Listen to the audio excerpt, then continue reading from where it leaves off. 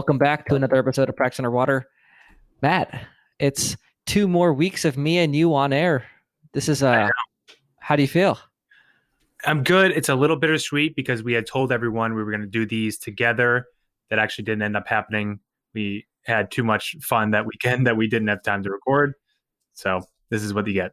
Yeah, Matt went to sleep at 8 o'clock Arizona time that night. So my sleep times that weekend for the 3 nights were 8:30, 1:30, and 4:30. 3 hours later every day. Oh my gosh. No. Yeah, well, I won't correct your math on that one. I'll let you think that was right. Yeah, that was right in my head. So don't correct it. Okay. So we got so much positive feedback from the episode about your pivot. I think it was cool, and I think one thing that I was a little concerned about was the value for our listeners from an episode where you and I are not talking to a guest and not the typical Practice Underwater format. But I mean, the feedback I got was fantastic. Yeah, I mean, we forget sometimes the listeners feel like they know us, like they're our friends, even though we haven't met most of them. I know that's how I feel with podcasts I listen to. So it's always cool to see a window into what's going on in their world. I mean, it's not going to be a every week thing, but yeah, I think it's valuable and interesting. Yeah, and so I have so we did Matt's pivot, right? And I think Matt's pivot singular. I think we could talk about George's pivots, like 7 or 8 of them. And so that's a lot of what this episode is about. And next week, Matt and I will kind of talk about the evolution of shared practices and how much has changed about it. And these 2 weeks are really leading up to a webinar that I'm doing on October 27th. And I think, if you've been listening, you've probably realized how much has changed about shared practices, but we've never actually sat down and talked about it.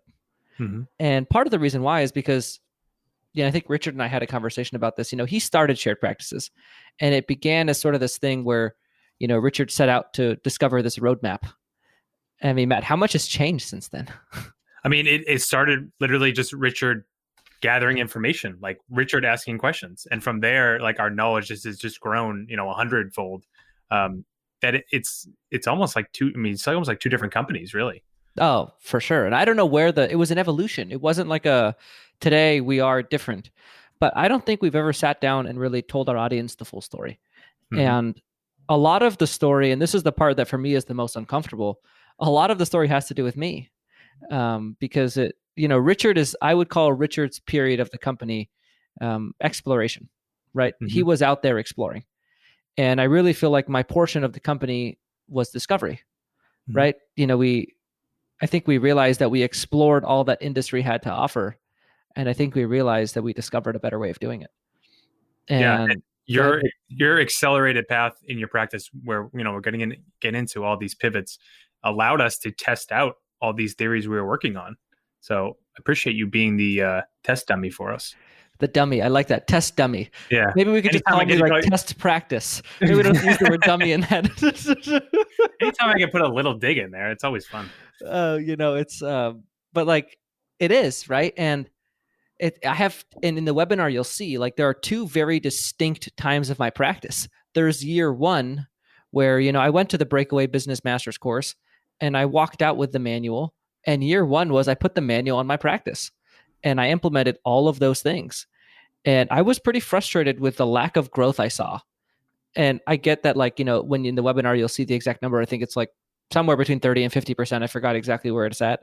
But that's not right as a new grad graduating, growing your practice by 30 to 40% or whatever it is. It's not underwhelming. I think most people would be really proud of that, but I was pretty pissed. And then I think that's when, it was really 1 year after I bought that we started Practice Underwater and we started refining analytics-based practice management, which is now our philosophy.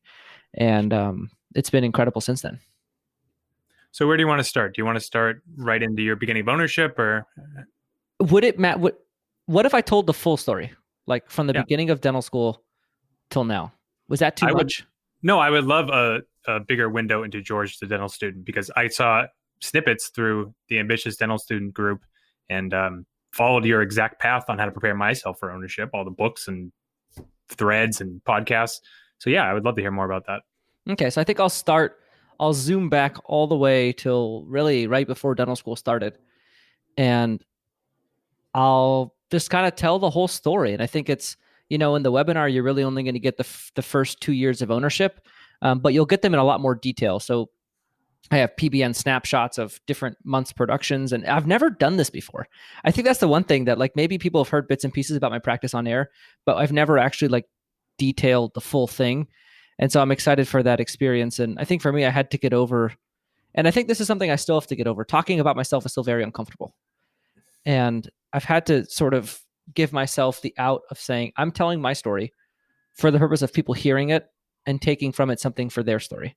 It's not for me to brag about what I've done or what I can do. It's really just to sort of give them something to see what's possible. And for me, like, that was the biggest thing that even allowed myself to purchase the size of practice I did, was seeing someone else who was doing it. At the time, it was Justin. Like, I saw the numbers Justin was doing. It's like, oh, someone is doing that and not doing anything crazy different.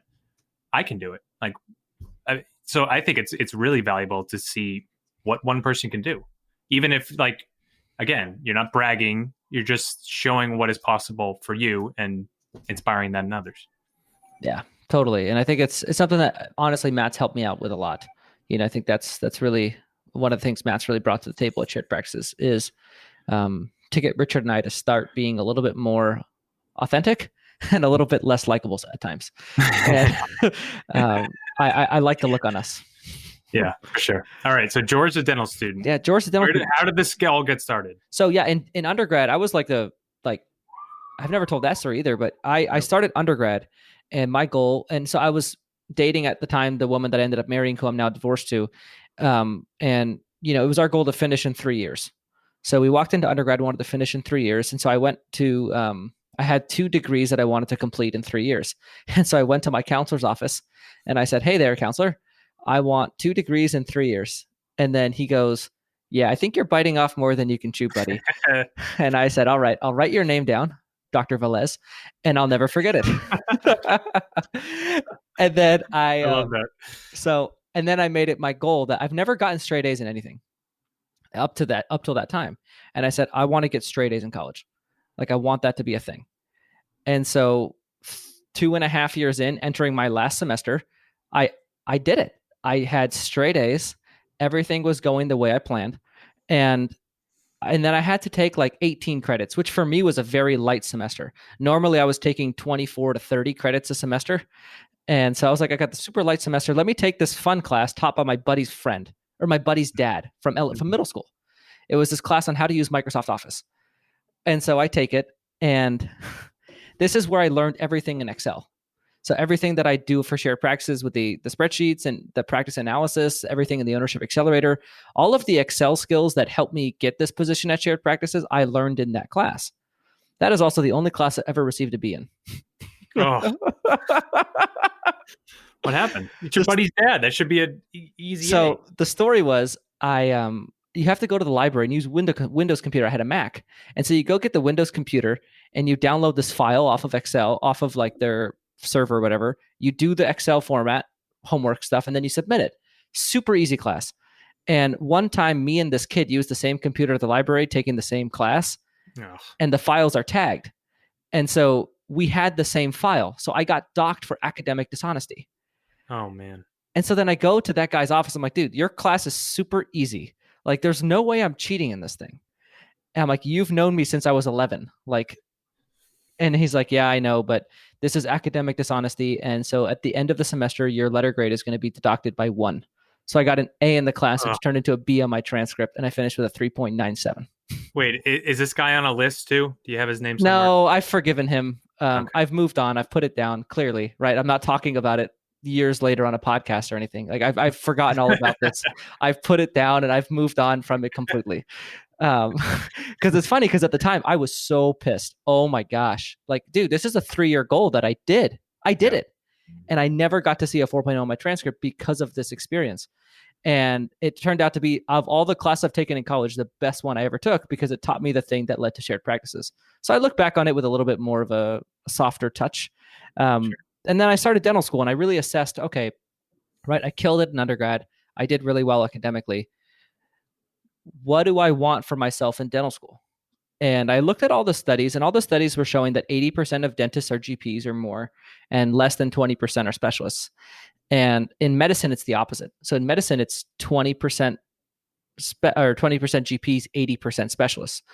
And they say that I was reading the study, it was like all the legislation, all the technology, everything tends to favor that 80%.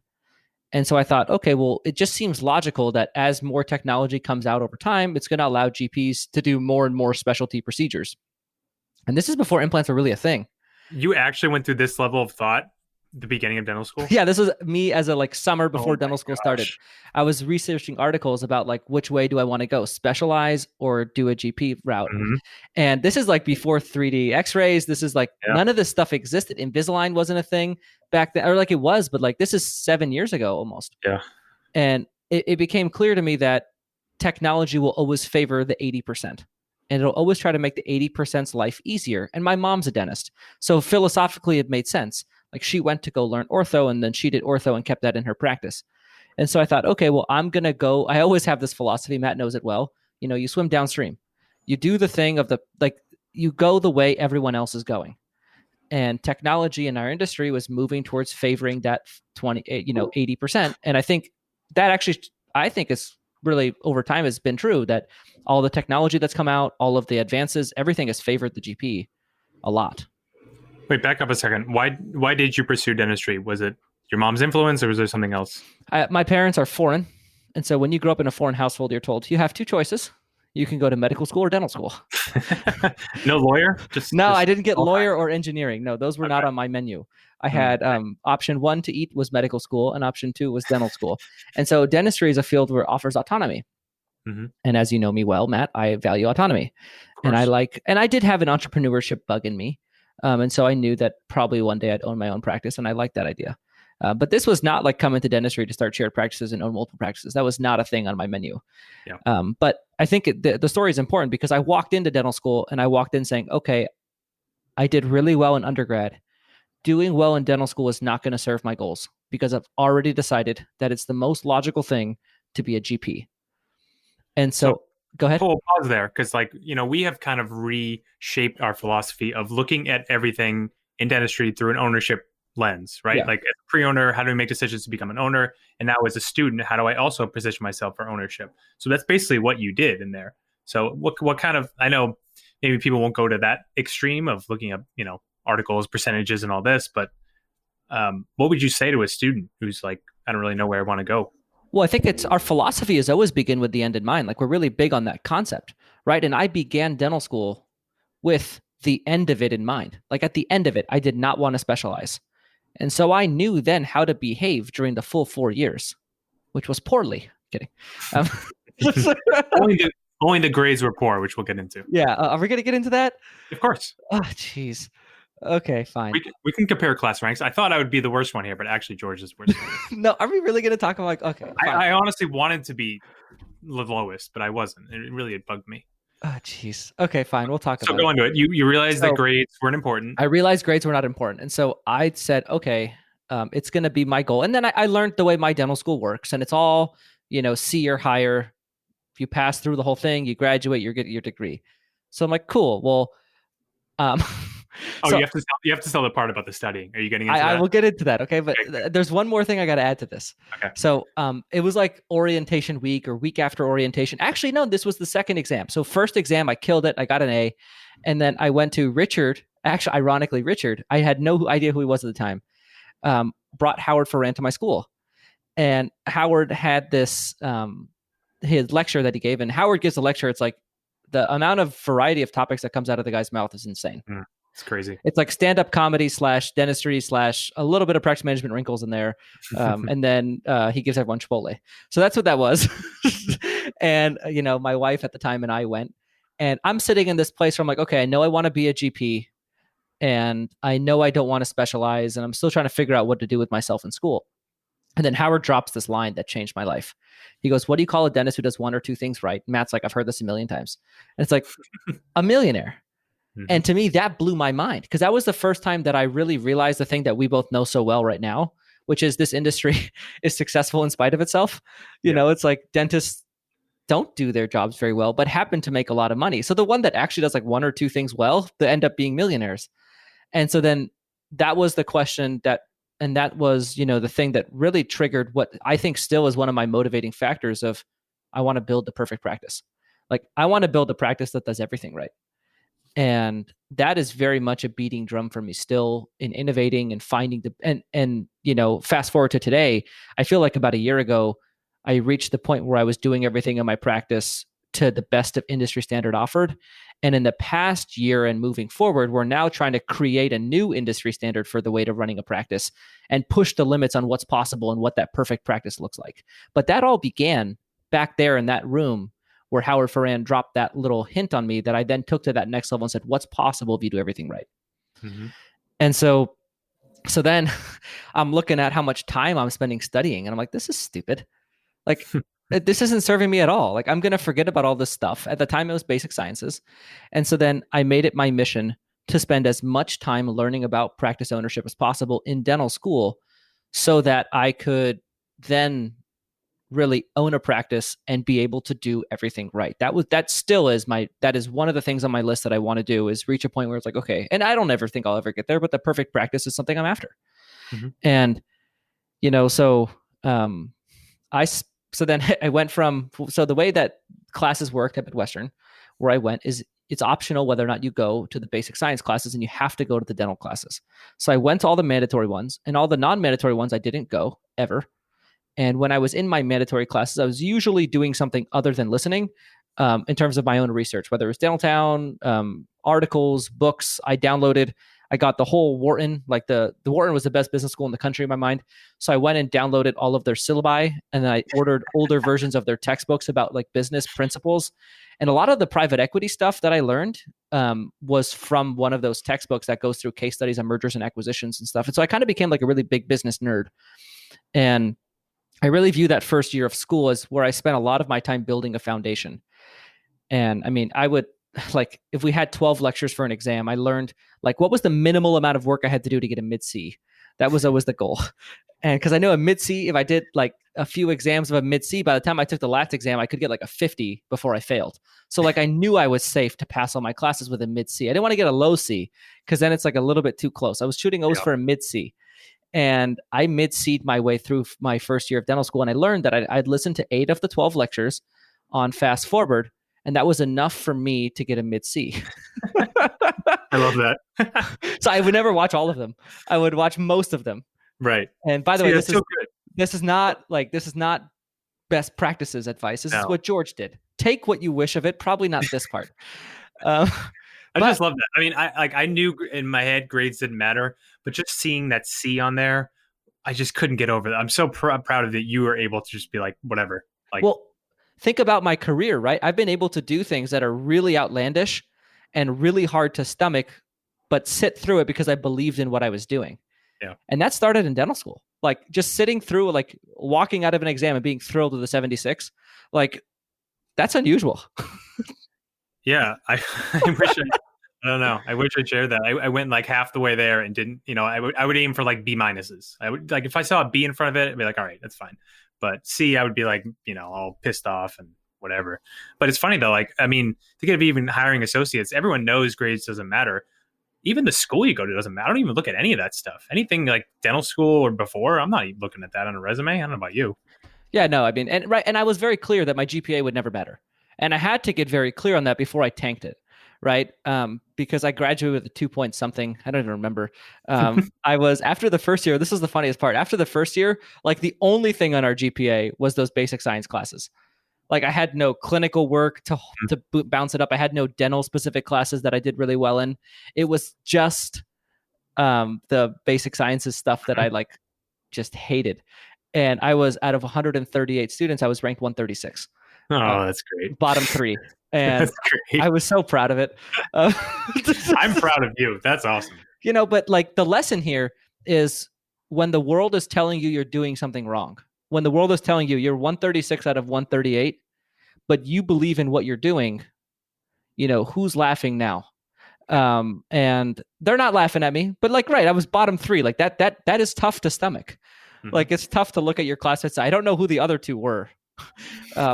I actually think I know one of them. I think I held back a year, but like, Yeah, I was gonna say they probably failed out of at least a year. yeah, it was close. I mean, like, I really rode the line, um, and I ended up graduating. I worked my way up and I graduated like 116 or something like that because I did really well in clinic and I did really well in all my other classes. So like over time, it sort of leveled out to 116, which I was pretty proud of. But yeah, that first year, I mean, I really believed in what I was doing wholeheartedly, and I was all in on that philosophy of just investing in my knowledge of practice management and business in general and building a solid foundation and not wasting my time with stuff that wasn't going to serve me later in my career. And right, and the basic sciences is like the least useful thing. Like I never use my biochemistry on a daily basis. So like once I got into my dental class, I started doing better because it was like, okay, I'm going to need this clinically, or I'm going to be able to use this in my knowledge of. So it wasn't like all like dental materials for sure, but like the rest of them, I pretty much listened. Yeah. So I mean, anyway, they're pretty much just testing memory at that point in those yeah, schools. it's like How well can you remember this? everyone will forget it a week later. I think I know just as much as basic sciences as my classmates. It's Yeah. like nobody knows it anyway. Yeah. So anyway, I graduated, that's not true. That's not where the story is. So and then at the end of that first year, I went to Breakaway. And this is where I was part of the ambitious dental students group. I started getting really involved in there on Dental Town, started posting, and I started realizing that I just loved this stuff. Like, and that passion that for practice management is still like very, people like, do you like being a dentist? I'm like, yeah, I love being a dentist because I can like live and breathe practice management, talking to dentists, working with dentists. And that's probably a question you get more often now, right? Like, yeah, you went in dentistry because you dropped days. People think maybe you don't like it, but it's really the opposite. it's the opposite. I'm so happy I became a dentist. It's like the best thing that ever happened to me. I just practice it differently than other people. But anyway, so I went to Breakaway, and after that first year, I really felt like I kind of maxed out all I could learn about running a dental office.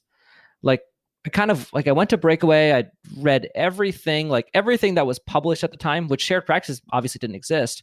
Mm-hmm. Which if it had, I would have loved this show. But I maxed everything out, and so then D2 meeting Hunter Smith was like the biggest blessing of my life because it gave. Now it's a little bit of a drastic statement, but like it was really needed at the time because Hunter opened my eyes up to. At the time, I left D1, and where I was at vision wise was that I wanted to open up a startup out of school. And Todd Peterson was a guy that I met who was in the process of doing a startup out of school during my D2 year. And so the combination of watching Todd do a startup out of school, which is incredibly challenging. Like if you think buying a practice is challenging out of school, doing a startup is like, I would argue 6 to 7 times harder. Like the lending, the timeline, like, oh man, it was brutal. He got like the most sweetheart deal. Like he got a landlord that was willing to do all of his TIs for him and give him a loan, and like everything worked out for him in the tiny town that he opened up in. And he still opened up in like November, December, after graduating in May. So, it was definitely not, I got to watch him do that path and realize that is not for me. And so I met Hunter around the same time, and Hunter bought a practice out of school. And so like we're talking about, our stories show you guys what's possible. Hunter showed me that it's possible to buy a practice out of school. And then Hunter showed me a lot of the benefits of buying a practice. And he sort of changed my idea where I was like, well, why aren't you running your practice perfectly? And I hope he doesn't mind me saying that. But he's like, well, it doesn't have to be run perfectly. It makes money. And I got introduced to like this very corporate mindset of we run a practice for profit and it doesn't have to be run perfectly. And that learn to love good enough got introduced to my mind of, this is good enough. It does well. It does its purpose. So, that's okay. And that's a healthy mindset at the beginning of an acquisition because you're walking into something that is very far from perfect. Oh, and yeah. If you come in with that, guns a-blazing mentality, then it's going to be tough. So it's safe to say you're a recovering perfectionist is what I'm hearing. Interesting. I never thought of myself that way. Like the perfectionist with the grades in college and then the perfect practice in the first year and got to go the ideal route. Yeah, you're right. You've totally changed that. Yeah, but I think I'm back on it. I mean, in present day, I definitely am pushing for the perfect practice. At this point, that's what I'm trying to do. Before we get back to the episode, I wanted to take a minute and thank Practice by Numbers. Without their help and allowing us to set up the shared practices dashboard, a lot of what we do on Practice Underwater wouldn't be possible. I want to take a minute and highlight a clip from the episode that we did with Rohit, where we highlighted some of the metrics that really matter most. You cannot look at them just by themselves. You have to look at a few other things together with it. But the most important number any practice right off the bat should look at is patient acceptance. And the difference between treatment acceptance and patient acceptance is treatment acceptance is the amount of dollars that were accepted. For example, if you presented $100,000 worth of treatment, how much of that has been accepted, meaning scheduled or completed? Okay, so in this particular example, if 100,000 was presented, 55,000 was accepted, or either scheduled or completed. But the second part is 72%, which is the patient acceptance. What this means is that if you presented $100,000 worth of treatment to 100 patients, meaning $1,000 per patient, 72 of those patients scheduled some aspect of that treatment. Looking at patient acceptance is the absolute best way to go. I hope you guys enjoyed that clip. If you guys are interested in trying out Practice by Numbers and looking at your practice through the Shared Practices dashboard, and there are many other dashboards, you can go to practicebynumbers.com and set up a free trial. But anyway, back to D2 year. Yeah. So I think Hunter introduced me to this world of good enough. And then that's when I met Richard. Or that's not when I met Richard. That's when, how did I get the early? Oh, I would reach out to people on Dentaltown that were looking at practices for sale, and they'd post. There used to be like these threads where they'd post like, hey, this is all this info on this practice, like give me advice.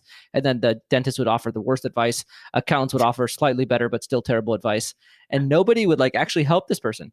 And so I'd reach out to people like this and I'd say, hey, like I'm a dental student. I think I know something about this stuff. Like, let me look at your practice for free and just give you some feedback. Guess how many people would say yes to that? 20%. Yeah, it was like 30%, 20% of them would let me do that. Hey, you need something. You need help. I'm offering a free service. Can I help you? No.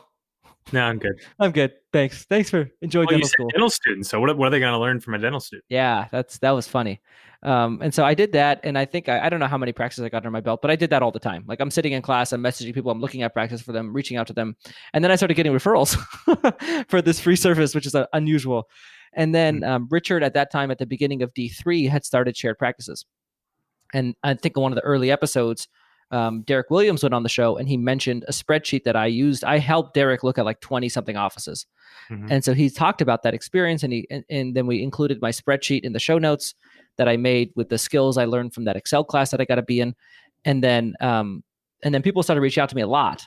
And then I started getting a lot of those inquiries, and I was handling them. And Richard and I got to know each other a little bit through just kind of networking.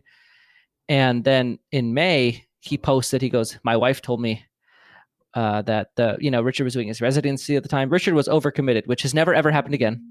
Nope. We're kidding. Richard is always overcommitted. He was doing his residency at the time. He had his family at home, and he was starting shared practice, which is a lot of work. He's spending 4 hours a week editing these episodes. And he said his wife came home one day and said, residency, podcast, family, pick two. He was having a really hard time with that decision. And obviously family was one that he knew he wanted. But podcast or residency, he was considering dropping residency. He was really considering dropping residency. Wow, didn't know that. And Christine was a little bit amazed at the fact that he was considering dropping his. I think she thought it would be easy podcast done, and I don't think she realized how much it meant to him. Yeah. And he was like, okay, I'm leaning towards dropping residency, but I'm not totally sure. And and then he reached out to us in the chat that we were in, and he was like, hey. This is what I'm after. Like, I need advice on residency or podcast, which one to drop. And then I told him, well, hey, I can help you with the podcast. That way you don't have to do it and you can still do both. And then he's like, well, let me take that back to Christine. And they talked about it. And then eventually, right, that's how I joined shared practices. Mm-hmm. And then shared practices was, the best thing that had happened to me in dental school, because at this time I was really angsty. I had learned everything about how to run a practice. I had looked at hundreds of offices. And I'm like, there's nothing left for me to do. And I still got another year and a half, or a year and a few months. Like, this is brutal. The 4 years, and that's sometimes like the D1s, D2s listening. I almost feel bad for you guys sometimes, because I know what it's like to know a little bit too much, a little too early. It makes those 4 years. I felt like dental school was that escalator, or those things at the airport that you stand on and they go that really long way, super slowly. Oh, the walkway. Walkway. Yeah. I felt like dental school was this giant walkway and you can't walk. You have to stand there and you have to see it at the end. And you're like, I am going so slow. That's what dental school was like. Felt like prison in a lot of ways, And somewhere in this mix, I was really close to buying a practice my D2 year in dental school. There was this 6-op practice that was about 1.5 miles from my current office. And I looked at the deal. I had seller financing lined up. I had an associate lined up and everything. I was like about to pull the trigger. And then I realized that somebody, I forgot who, talked me into like, dude, if this goes belly up, your ability to own a practice after you graduate is totally done. Oh, smart advice. And so I'm like, and I have no personal liquidity. I was self-sustaining before dental school. I had like no money saved up. I had no parents to bail me out. And so I was like, yeah, this could be detrimental to my entire career if this doesn't work. And it's not like if a dentist leaves, I can't go be the dentist and save myself. And so I had to put down that, and it was a good opportunity, honestly. I think it would have worked out, but it wasn't great, but it was decent. It was like 150 grand. But anyway, I put that down. And so shared practice for me was the ability for me to express all this angst I had. And then obviously, you guys know what happened with shared practices. But it's funny, because when I bought a practice, right, we started with 22,000 downloads. Now we're well over 1 million. But when I bought my practice, it still hadn't taken off. Like the day before I graduated, I sat down, I met my team. I said, hi, I'm George. This is my wife. And we're buying a practice today, or in a few months or whatever. Shared practices was still kind of this fun thing I did with my friend. Like we had an online course, but that was about it. And it hadn't really taken off. Maybe I think we were for sure under somewhere in the 200,000 download range. So it was like we got some momentum, but it wasn't like it is today. And I fully intended, my vision was, obviously we all know that I hired Justin Short, and my vision was to follow his productive solo type, shtick, and have me and my wife alternate days doing this model where we can be productive and we could take time off and be with our kids. And I had one kid on the way and another kid that was, a little over a year old. And that was really my plan walking into practice ownership. And my biggest concern was that the practice was too big. It had 8 ops. And so I thought I'll work with my seller for a year and I'll get working up to speed so that I could be a, very productive solo dentist. And then we could alternate. I would work 2 days, she would work 2 days, or we would work 3 or 2 or something like that. I think she was going to work Fridays. And so then I'd work like Monday, Tuesday, Thursday, and she'd work Wednesday, Friday, something like that. And that would be kind of our schedule. And do you have any questions for me? I feel like I've gone on for a while. No, I'm just listening here. So, okay. The seller ended up staying how long? So, okay, I'll get there. That's part of the story. Okay. Is so far, how am I doing, Matt? Oh, you're doing great. Have you haven't heard much of this, huh? I'm riveted, which is why I'm not asking questions. Yeah, or you're tired. Oh, both. So anyway, I walk into my practice and I made it very clear, and this was the level of analysis I had done, that the biggest bang for my buck on an ROI basis would be focusing on case acceptance and patient communication and really leaving everything else untouched.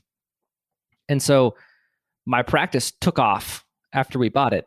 And October, 3 months after I bought, we almost doubled. Like we're like 70% above what they were doing, a year ago.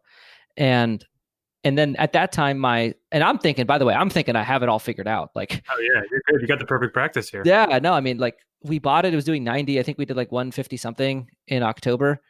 And I'm thinking like, OMG, I am awesome. And I am like, and then my seller told me that month, she said, I'm going to retire at the end of the year. And I thought, whoa. I thought I had you for a year.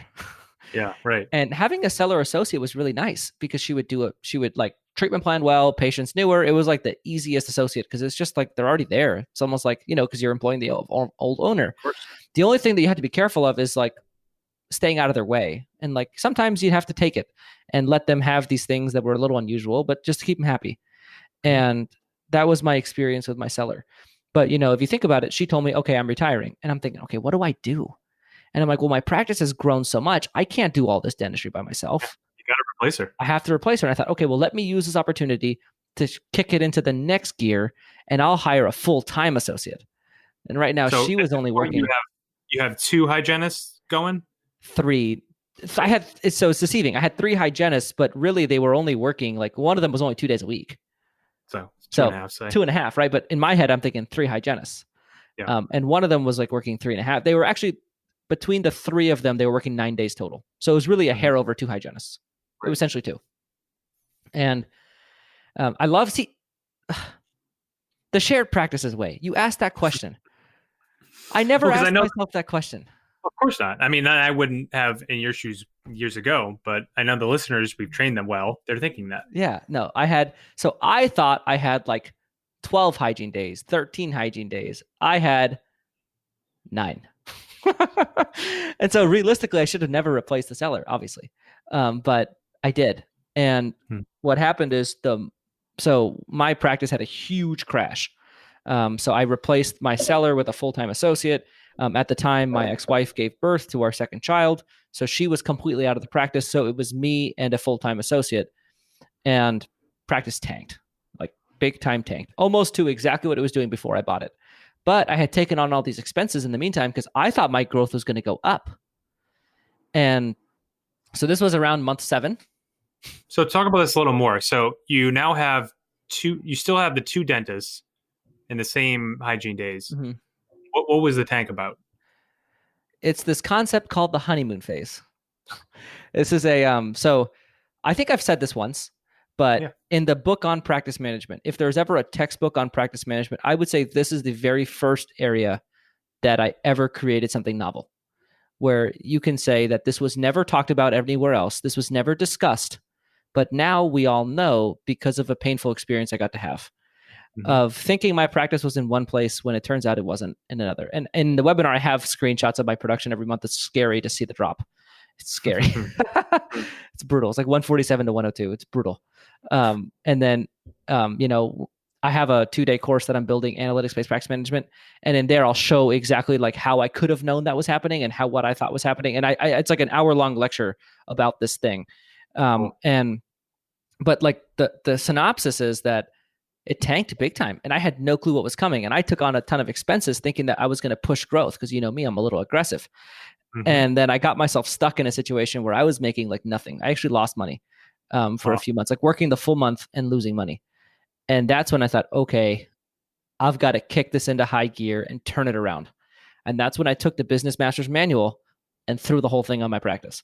And I was like, hygiene, insurance, everything we're going to do the way this is supposed to be done because I can't handle this situation. Right.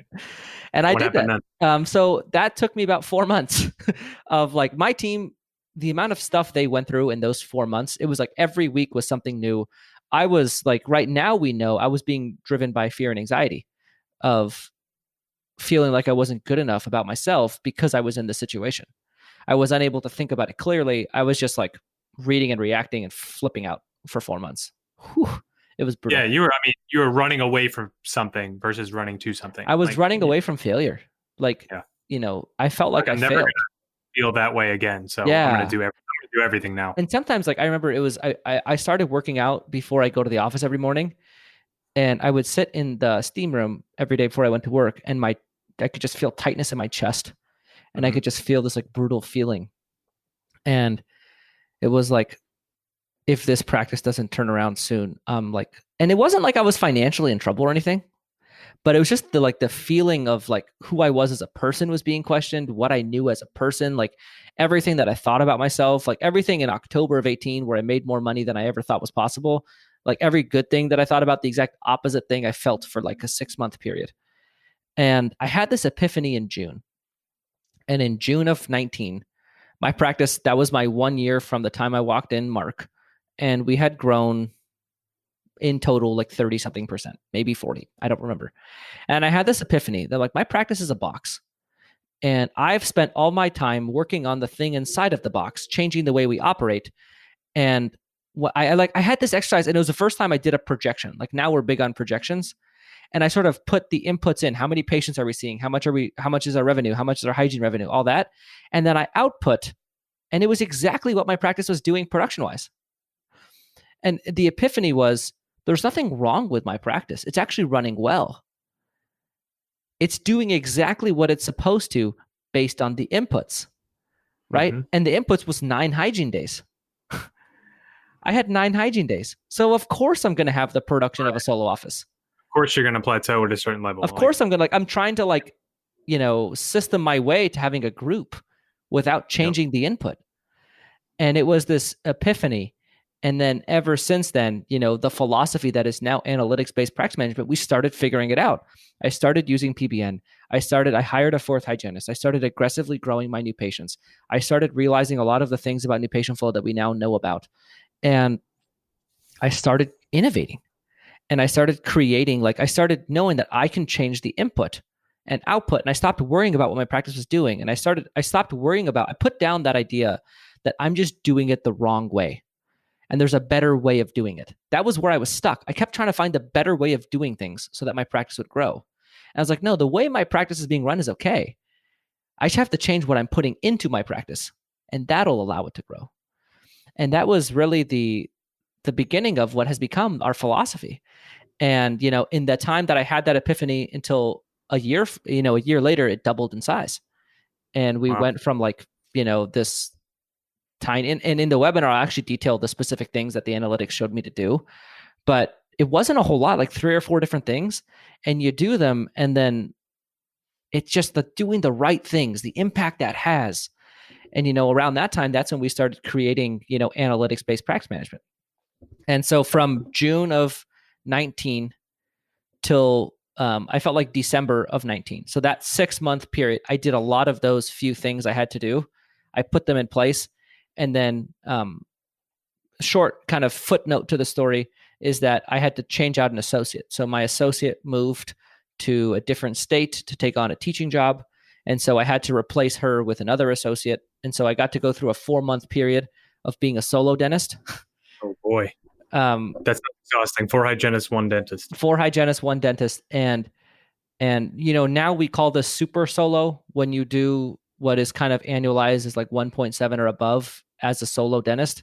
And I super soloed. I think that's one thing that people don't realize is that our models, right? Productive solo, super solo, transition to group, and profitable group, all of these things that we talk about internally and we coach on, I've experienced every single model.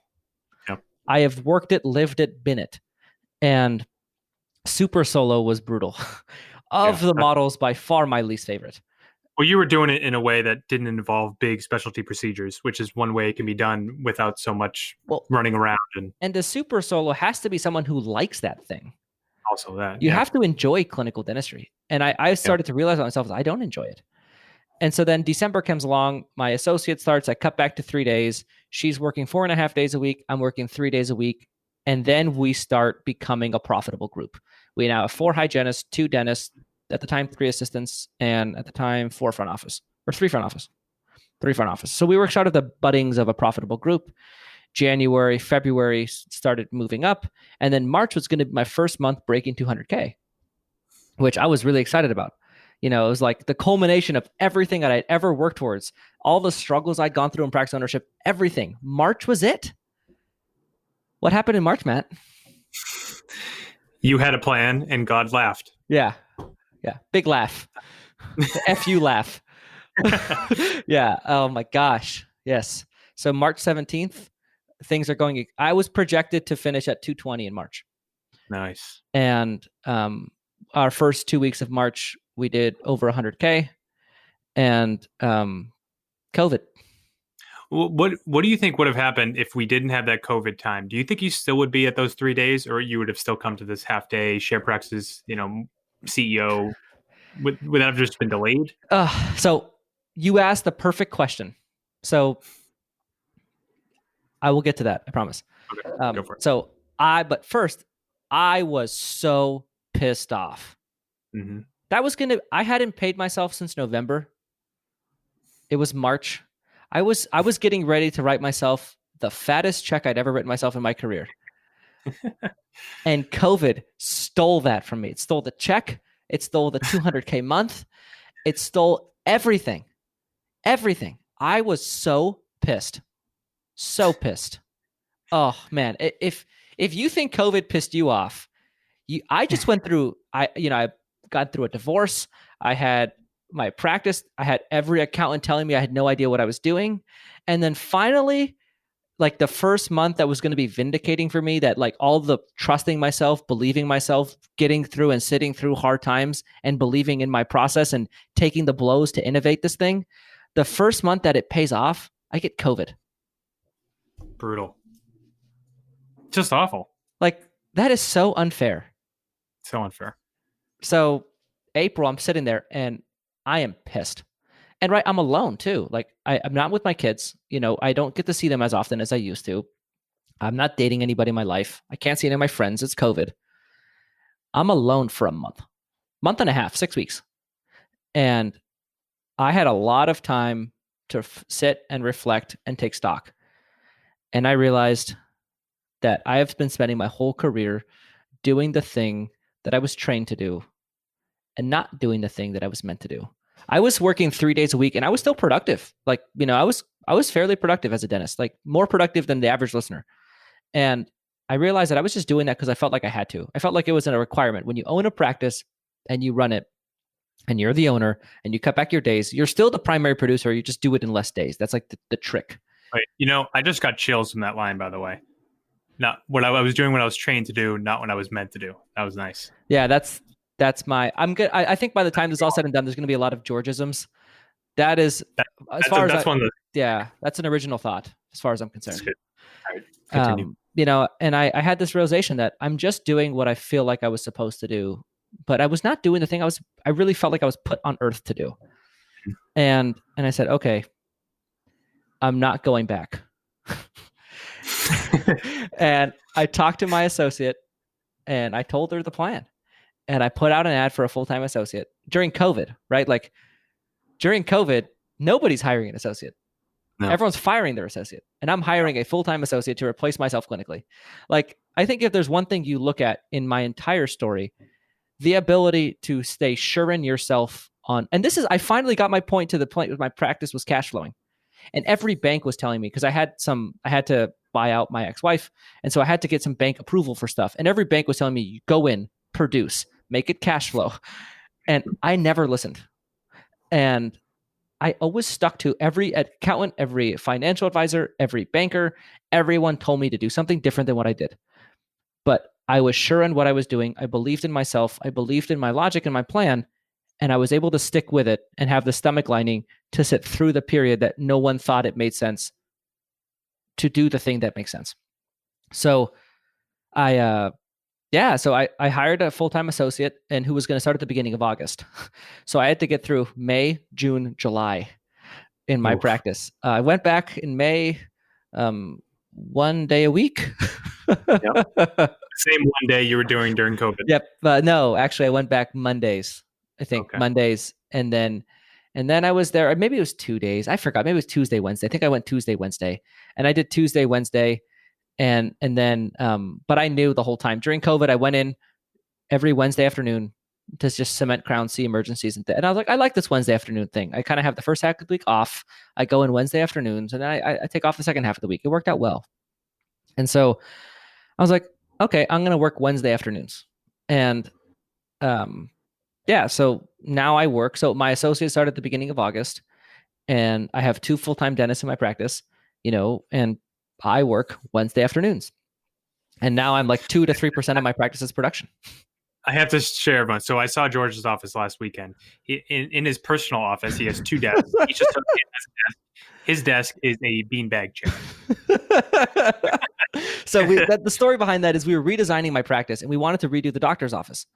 And, my associate, I gave her, obviously I delegated this. And so I delegated it to my associate and I told her, do whatever you want with the office. And she says, I have an idea. You're not going to have a desk. I said, what kind of idea is that? I need a desk. And she goes, no, you don't. There's only room for 2 desks in the office so that none of them are being seen down the hallway when a patient's walking down. It's kind of annoying if patients are looking at you while you're sitting in your office. So we wanted to hide the 2 desks so the patients aren't seeing that. And I said, okay, well, if I'm not going to have a desk, I want something cool, like a beanbag. And so then there's a beanbag with a little coffee table next to it. And then on the desk next to the beanbag, there's a sign that says Dr. George above the beanbag. And it says out with Dr. Long. And that's the inside joke of my practice, that I'm never there. I'm always hanging out with Dr. Long. And it's like an inside joke. And so I'm not in the practice. My desk is empty. The beanbag is empty. And I'm out with Dr. Long. So yeah, now I go to my practice every Wednesday afternoon. I have a team meeting from 12 to 1 that I'm starting to not go as regularly to as I and then I go from 1 to 4. I'm usually gone by 3:30. Wait, you didn't get to the crux of the story. When did you hit that 200K month? Oh, June. Yeah, so June we did 230. Yeah. And then you had the fat check around that time. Yeah, I know that. Right? I said that June. Yeah, that was a great experience. I got to write myself the fat check it was July. I ended up writing the fat check because it was like I had to wait for the financials after June. But yeah, I got to write myself a fat check and then it had been since November that I was waiting for that check. Yeah. And I got the fat check. I wrote it, deposited it in a $3,000 car, which is always a great experience. And then I live for that. It's really enjoyable. And, and then now my practice, we're doing, I think we're, circa 230 to 240, kind of 220, 240. That's kind of where we're living right now. It's awesome. And we're pushing for 3 mil. I think that's my goal for 2021 is 3 million in collections. And it's funny that I think this is the last thing I'll say is I don't make goals. Like Matt, have you ever heard me make a goal for my practice? You make few, if any, goals anywhere. Yeah. Like concrete with dates. Yeah. I never do that ever. No. So that's cool. Oh, that you created a goal there. I like that. Yeah. Nice. And I'm saying it on air. It's being recorded. Like that is my goal. Your team is listening, so they're hearing it too. But I think it's at this point, right? I think the one piece that I missed is October of 18, that first month that I made that money.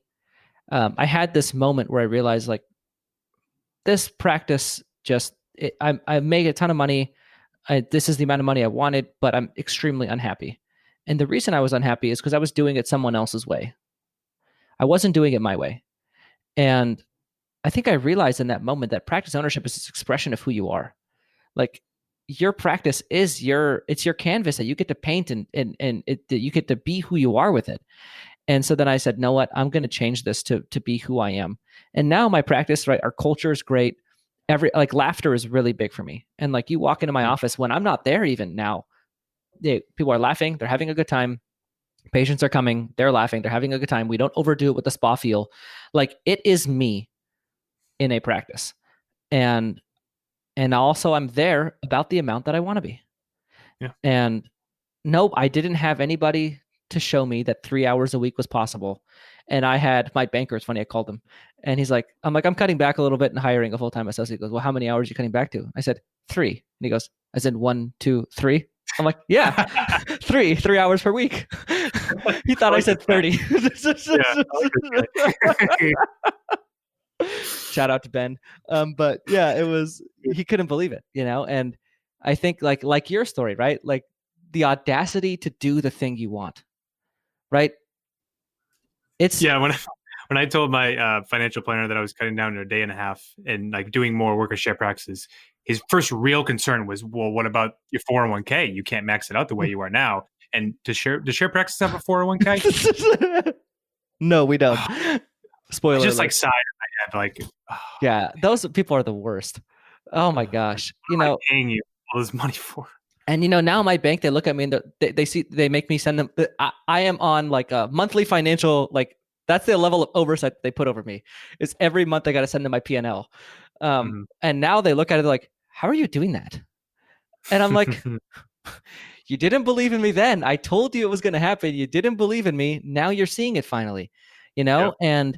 And it's like, yeah, now we have the full picture. We got to see it all. And right now, I guess the update for me is that I think I realized, and this is part of Mastermind, right? I didn't realize this myself.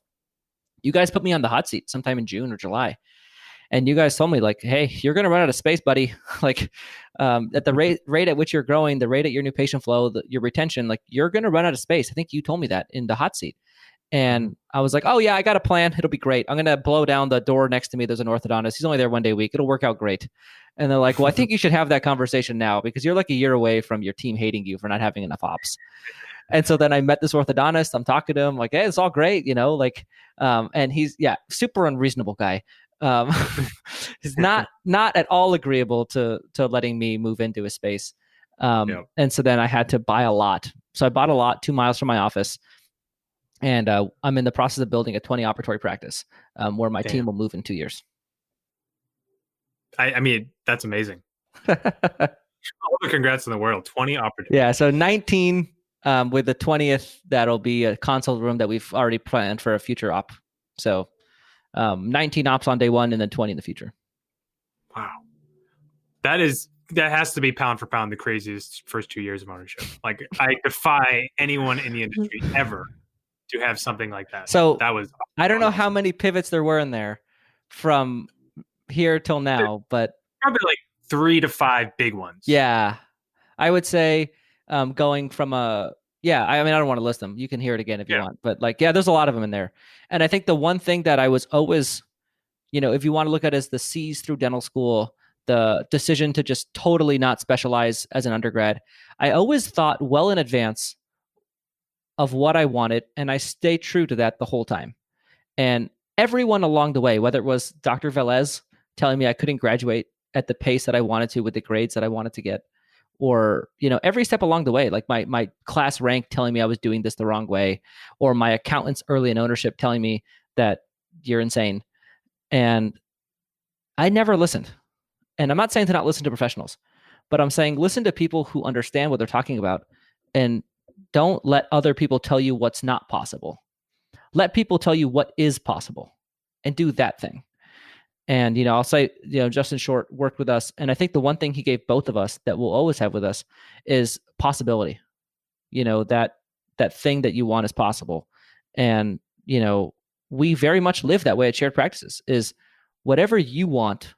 We're not saying work 3 days a week like I am, or 3 hours a week, or 1.5 days a week like Matt. Whatever you want, whatever that is, do it.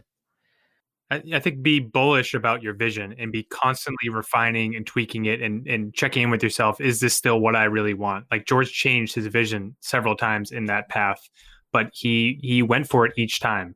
Like, he didn't listen to, he had blinders on. I joke about him all the time. He lives in a bubble, but it served him so well in this whole path. Thank you for sharing, George. That was amazing. Yeah. So next week we'll talk about, we missed out Shared Practices journey in here. So next week we get to talk about that, and we get to talk about the top floor of my building, which is going to be the headquarters of Shared Practices. Hell yeah. I can't wait. Cool. All right. Well, I hope you guys enjoyed this episode. Matt, I've never said that on air, right? That was that full story? No, that was awesome. Like, from start to finish, like, very cool. A window into George's development and growth and all of the amazing things you've created. Yeah. Really cool. So anyway, I'll talk more about that stuff. And the webinar is going to be a cool hybrid between my story and Shared Practices story, both in more detail. But next week, we'll kind of talk about Shared Practices development in our story. Awesome. This is a lot of fun, George. Thanks for listening to another episode of Practice Underwater. We'll see you guys next week. If you're interested in one-on-one coaching with either Dr. George Hariri or Dr. Matt Garino, our contact emails are in the show notes. And if you're interested in being on Practice Underwater as a guest, where we could look at your practice anonymously, you can go ahead and contact the email in the show notes and follow those directions to get on the show. Thanks, and we'll see you guys next week on Practice Underwater.